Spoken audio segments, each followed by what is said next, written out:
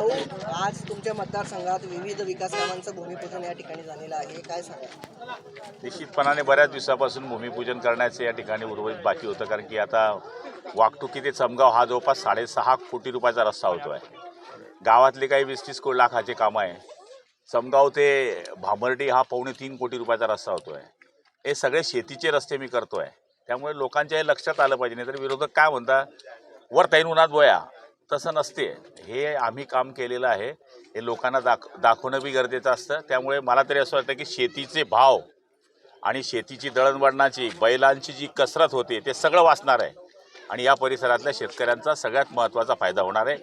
चोपडा जायला सुद्धा चमगाव किंवा बाबुळगाव वगैरे इकडची जी मंडळी आहे त्यांना जायला हा शॉर्टकट आहे, कारण की वाकटुकीहून डायरेक्ट दैदुला मार्गे भोकर मार्गे तो चोपडा जाऊ शकतो.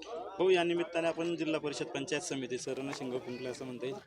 नाही, हे आमचं रेग्युलर प्रोसेस असते भूमिपूजन करणे. आणि आपण सगळ्या पक्षांना बोलवलं, म्हणजे युतीच्या लोकांनाही बोलवलं होतं, पण ते आज आलेले नाही आहे. त्यामुळे राजकारण नाही, अजून झेडपी तर आमची 2-3 महिन्यावर आहे, पण कामच इतके आहेत. आता 7-8 कोटीचं गावाची लोकसंख्या पाहिली तर किती आहे? 700 मतदान असेल किंवा 1000 मतदान असेल. 8 कोटीचे काम आहे या गावात. हे लोकांना पण सांगितलं पाहिजे की आम्ही काम करणारे लोक आहोत, त्यामुळे हे करण्याचा प्रयत्न आम्ही करतो आहे. भाऊ, संजय राऊत असं म्हणतायत की जर महायुतीचा महापौर होणार असेल तर मग शिंदे साहेबांनी त्यांच्या नगरसेवकांना हॉटेलमध्ये का डांबून ठेवलं? हे मला माहीत नाही, ते शिंदे साहेब आहे. तर शिंदे साहेबांच्या डोक्यात काय असतं मला काही समजत नाही. संजय राऊत म्हणे आम्ही त्याच हॉटेलमध्ये जेवायला जाणार आहे. मग यावं, त्यांना त्यांचं बिल फक्त त्यांनीच भरावं. उद्धव ठाकरे साहेब असं म्हणतायत की बा देवाच्या मनात असेल तर मुंबईचा महापौर शिवसेनेचा येईल. हे बघा, प्रत्येक माणसाला देवाच्याच मनात असावं लागतं. कोणालाही मोठ्या पदावर जायचं असेल तर माणूस हा माणूसच आहे. शेवटी परमेश्वराच्या आशीर्वादाशिवाय कोणीच मोठा होऊ शकत नाही. भाऊ, जळगावचा महापौर कोण होणार? आता भाजपचं संख्या जास्त असल्यामुळे त्यांचा महापौर होईल. आता ते कोण करतील, जागा कोणती निघेल, अजून रिझर्वेशन निघालेलं नाही आहे.